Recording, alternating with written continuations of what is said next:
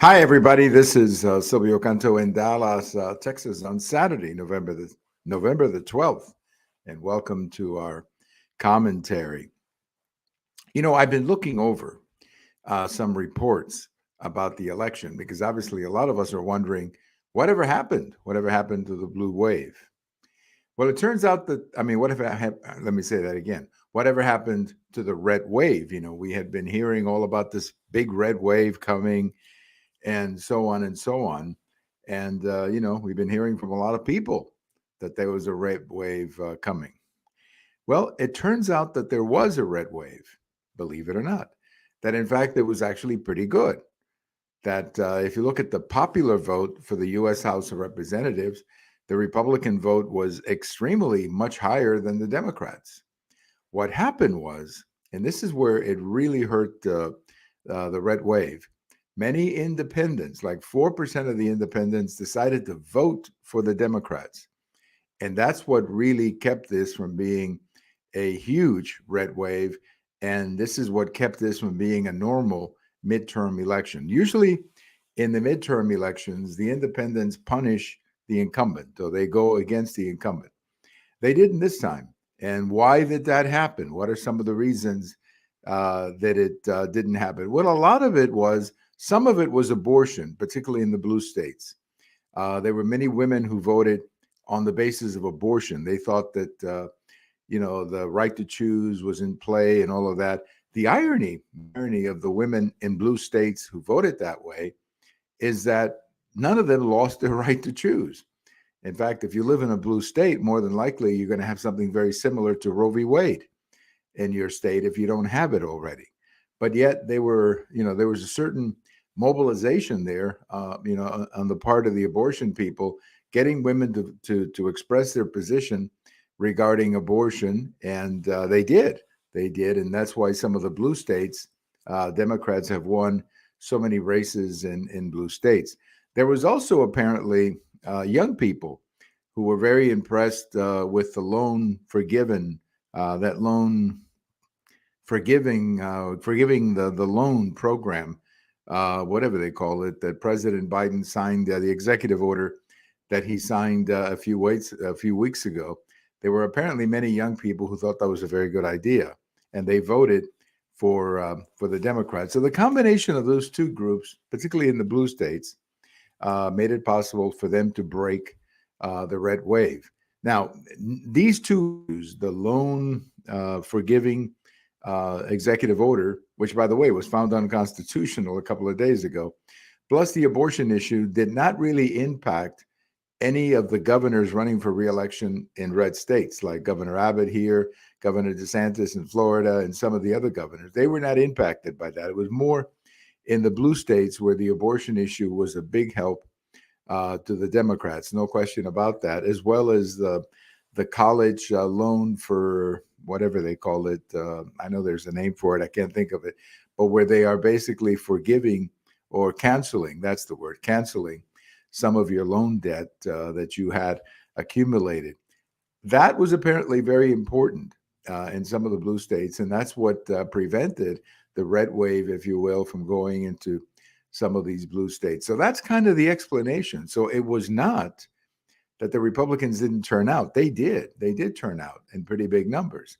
It's just that those independents that we were counting on, independents who normally turn against the incumbent on these midterm elections, enough of them did not turn against President Biden, and as a consequence voted Democrat, largely because of this college loan program, as well as the abortion issues. So that's kind of the best explanation I can give you. So it wasn't so much that the polling data was wrong about the red wave or the turnout. There was a big red turnout. It's just that we needed some help from the independents, and we didn't get it as much as we thought we were going to get it this year. And that's what turned this red wave into something a lot less than that. Now, the way it looks right now, the House they're still counting votes over at the House, but the Republicans are in the direction of taking over the House. There are 23 that who have not declared a winner And all the Republicans have to do is win 7 of those 23, and they will have the 218 minimum majority to win the House. So 7 of 23 is where we are right now in order for the Republicans to pick the House. Now, those districts are in lots of different places. There's one in Colorado. I saw the numbers here recently. That looks like it will go Republicans. There are some in California. There's some isolated here and there. But again, there's 23. And the Republicans just have to pick up 7 of those 23, and they will have the majority in the House. So they'll probably end up picking a few more than 7. And my guess is that they will have a majority with maybe 220 or 225 majority in the House. Now, that's not the majority we thought we were going to get, but nevertheless, it is a majority, and that's all you need, a majority to make the House or to make a Republican the Speaker of the House. Now, that it's going to be controversial, too, because there's some concern about Mr. McCarthy being the Speaker. I hope that he is, because right now, given what we've just gone through, we don't need another fight. We don't need another fight. So put McCarthy as the Speaker for now. He's a pretty good guy. Put him as the Speaker and put aside some of the differences, because we don't need that right now. This is not a time to be fighting about who the Speaker is going to be. Now, as far as the Senate, they called the Arizona campaign for Senator Kelly, so he was reelected. I thought it was interesting that they gave it to him with only 83% of the vote, and there are about 5 points separating Mr. Kelly from Mr. Masters. I would have thought they would have waited a little bit for that, unless they have some information in the, in the vote that has not been counted that we don't know. But if you only have 83% and you're divided by 5 points, I would have waited a little bit longer. I would have waited maybe till 90% to make a call like that, but they made it. The governor's race in Nevada went Republican. The governor's race in Arizona is still too close to call, so we'll see what happens with that one. Over in Nevada, the Senate election, this is one I was really rooting for. At the moment, Senator or Mr. Laxalt, the Republican, has a lead of about less than 1,000 votes. It's like 830 or something like that. They are expecting some votes today. A lot depends where they come from. But if they come primarily from the city, that will help the Democrats considerably. There are still some rural counties, though, waiting for their votes to be counted. So we'll probably have a better idea of that election sometime on Monday, maybe this weekend, but more than likely on Sunday. As it stands right now, it's 49-49. The Republicans at 49, the Democrats at 49.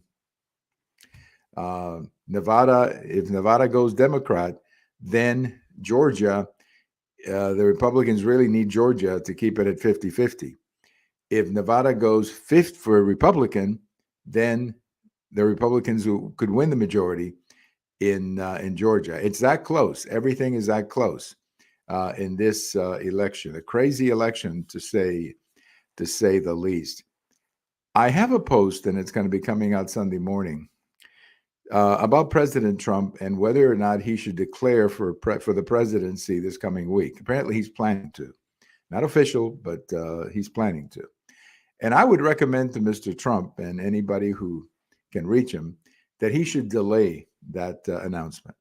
That, in fact, he should stay away a little bit right now, because the focus is getting Herschel Walker elected. It is extremely vital that Herschel Walker makes it to the Senate, because he's either going to be number 50 or number 51.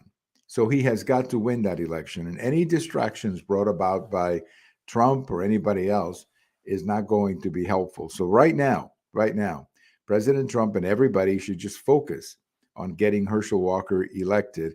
Everything else can happen later. Everything else can happen later. Also, if President Trump waits and we get Herschel Walker elected, that's going to be a feather in the cap for President Trump, because he supported Herschel Walker. So my advice to the former president is just to lay low, and stay away from any of these disputes with Mitch McConnell and this and this and that. Yeah, we don't need that right now.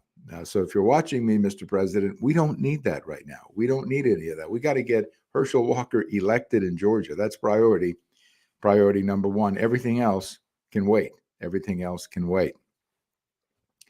One of the things that I like about this time of the year is that we can go back and enjoy or remember some of the elections of past years.